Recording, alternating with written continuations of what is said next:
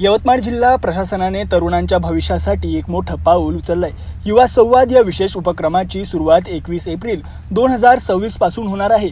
दर सोमवारी बचत भवन येथे हा कार्यक्रम पार पडणार असून यामध्ये थेट IAS, IPS आणि IFS अधिकारी विद्यार्थ्यांना मार्गदर्शन करणार आहेत। स्पर्धा परीक्षा कशी द्यावी, तयारी कशी करावी, करिअरच्या कोणत्या संधी उपलब्ध आहेत आणि शासनाच्या योजनांचा फायदा कसा घ्यावा यावर सखोल मार्गदर्शन मिळणार आहे। विशेष म्हणजे सकाळी 11 ते दुपारी 1 या वेळेत होणाऱ्या या सत्रांमध्ये प्रश्नोत्तरांचाही समावेश असेल, म्हणजे विद्यार्थ्यांना थेट अधिकाऱ्यांना प्रश्न विचारण्याची संधी मिळणार आहे। या उपक्रमासाठी 800 विद्यार्थ्यांची मर्यादा ठेवण्यात आली असून प्रवेश पूर्णपणे विनामूल्य आहे, मात्र पूर्वनोंदणी करणे अनिवार्य आहे।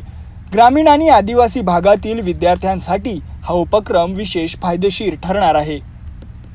मीना जिल्हाधिकारी यवतमाळ आपण आपल्या जिल्ह्याचे युवांसाठी कॅरियर गायडन्स नावाचे कार्यक्रम घेणार आहे। ते युवा संवाद कार्यक्रम आपण 7 आठवड्यामध्ये चालवणार आहे।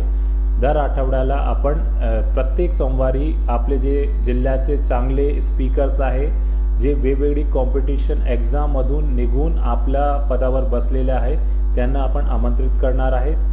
महत्त्वाचं आहे यामध्ये IAS officer, IPS officer, IFS officers, MPSC उत्तीर्ण झालेले आपले जे अधिकारी आहेत ते, त्यासोबत आपल्याकडे कॅरियर गायडन्ससाठी आपले चांगले प्रवक्ता, doctors, engineers, TET exam qualified, त्यासोबत आपले रेल्वे SHचे जे क्वालिफायर्स आहे त्या सगळ्यांना आपण 7 सेशनमध्ये आमंत्रित करणार आहेत।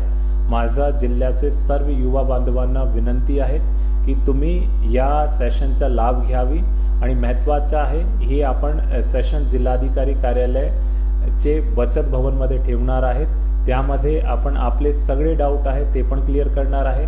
या लोकांची स्वतःची तयारी पिरियडमध्ये कशी स्ट्रॅटेजी राहिली, कशा रीतीने त्यांना इतकी मोठी एक्झाम क्वालिफाय केली, ह्या संदर्भात ते स्वतःची स्ट्रॅटेजी त्या ठिकाणी सांगणार आहे, आपल्याला मार्गदर्शन करणार आहे, आपल्याला डिटेलमध्ये आपले डाऊट क्लिअर करणार आहे।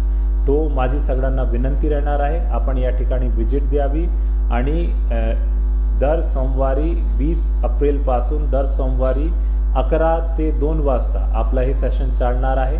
सर्वांना परत मी आवाहन करतोय आणि यामध्ये जास्तीत जास्त संख्येने तुम्ही उपस्थित राहा। धन्यवाद।